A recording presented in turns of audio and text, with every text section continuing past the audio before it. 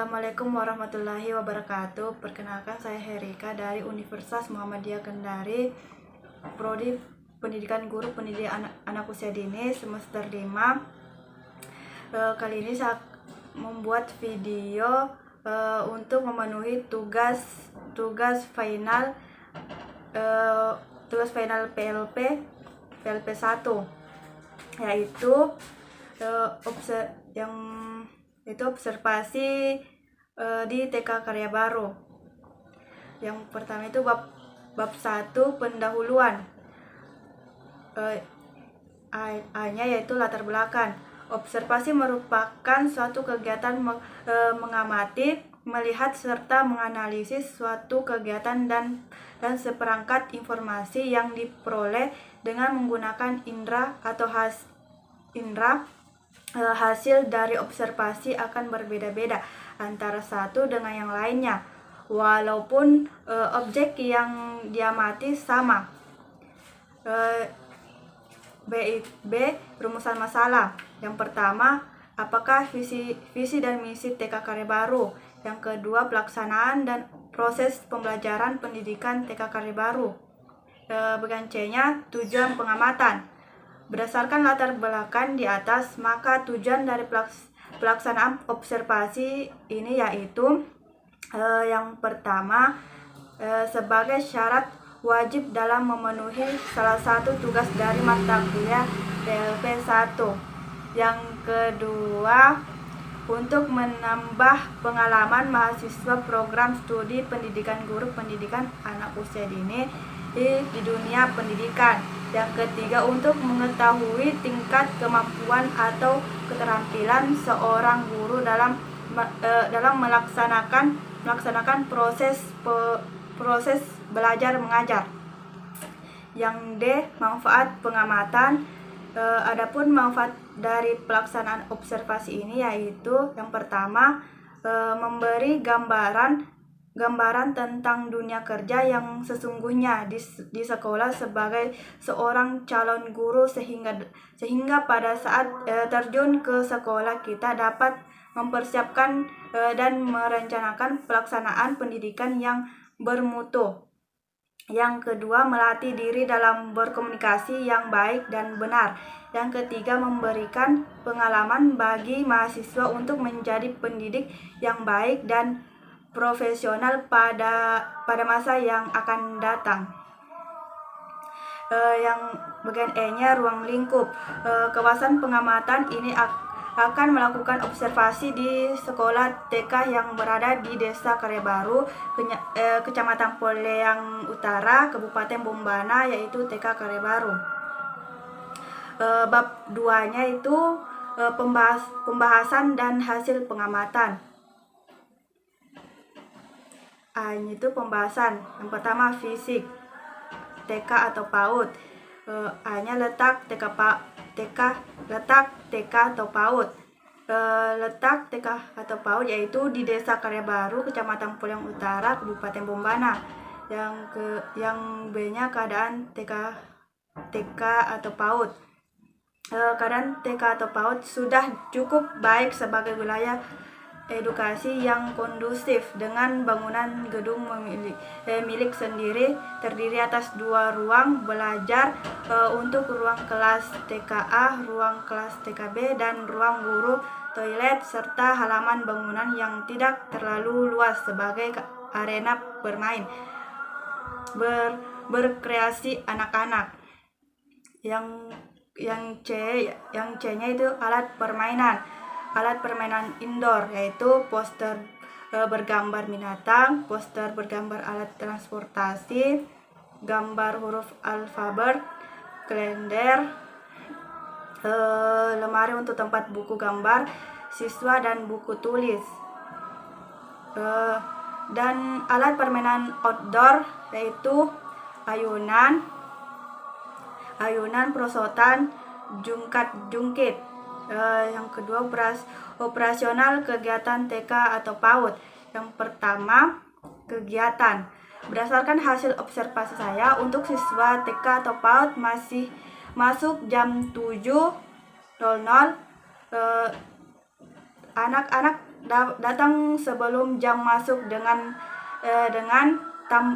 atau tanpa diantar oleh keluarganya.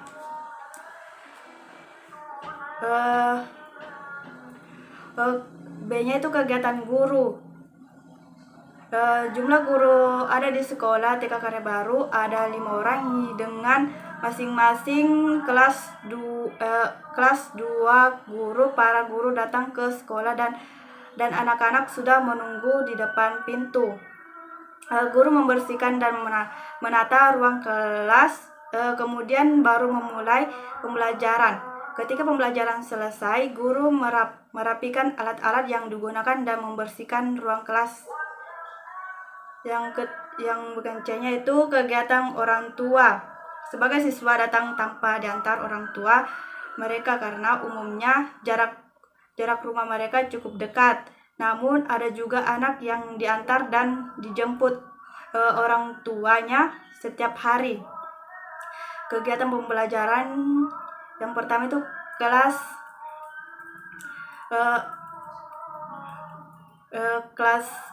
TK.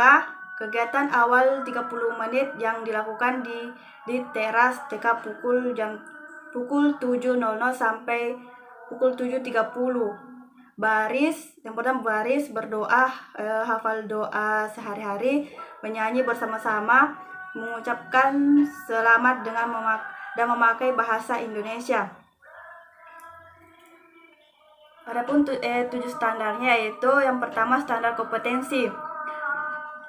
Standar kompetensi anak didik di TK Karya Baru sudah dapat memahami apa yang dijelaskan oleh gurunya dan anak tersebut dapat memperlihatkan atau mencontohkan apa yang telah diberikan oleh gurunya tersebut.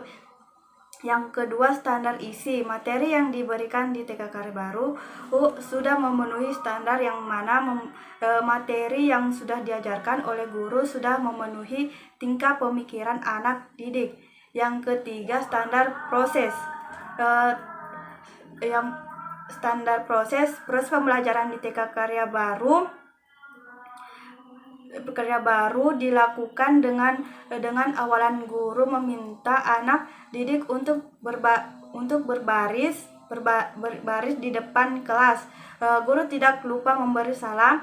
Guru menanyakan kabar kepada anak didik. Setelah itu anak didik masuk ke dalam kelas. Sebelum pelajaran dimulai, guru meminta anak didik untuk berdoa sebelum belajar, dan guru memenuhi pelajaran dengan menyampaikan materi dan tak lupa memberi contoh berupa gambar untuk memperlihatkan kepada anak didik di depan papan tulis. Yang keempat standar penilaian. Di TK Karya Baru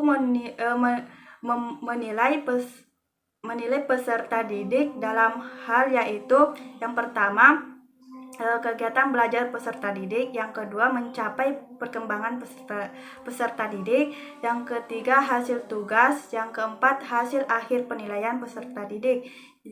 Kompetensi 5 standar sumber daya manusia. Di TK Karya Baru, guru yang mengajar ada yang sudah S1 dan ada juga yang tamatan SMA.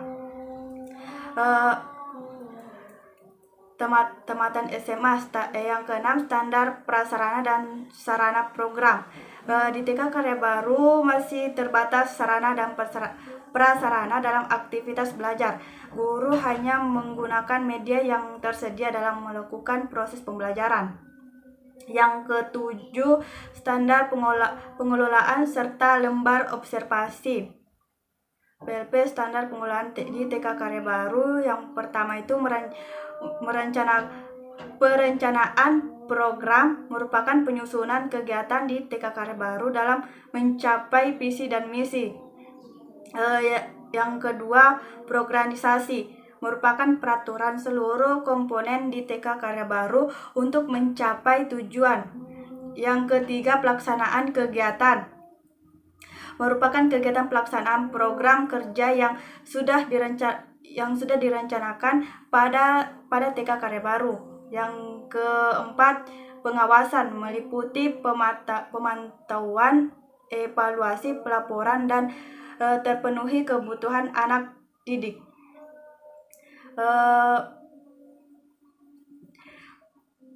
Bab 3 yaitu penutup. Kesimpulannya yaitu pertama, TK atau PAUD didirikan dan di sekolah oleh suatu yayasan pemerintah. Yang kedua, anak-anak di TK sudah lebih besar, sekitar umur 4-6 tahun. Yang ketiga, anak-anak di PAUD sekitar umur 3 atau 4 tahun. Yang keempat, fasilitas dan saran dan prasarana di TK atau PAUD. Yang kelima, proses pembelajaran di TK atau PAUD sudah teratur dan disiplin. Sarannya yaitu yang pertama, sebagai TK sarannya yaitu adanya hubungan baik antara guru dan wali murid. Yang kedua, lebih bisa disiplin waktu dan bisa mengatur waktu yang efektif sehingga pembelajaran berjalan baik. Yang ketiga, pengelolaan yang baik perlu ditingkatkan agar tetap terjaga kualitas dan kuantitasnya. Yang keempat, lebih melengkapi fasilitas dan sarana pembelajaran sehingga bisa. Yang keenam, memperlancar proses pembelajaran. Itu saja yang saya bisa memaparkan hasil observasi saya. Sekian dan terima kasih. Assalamualaikum warahmatullahi wabarakatuh.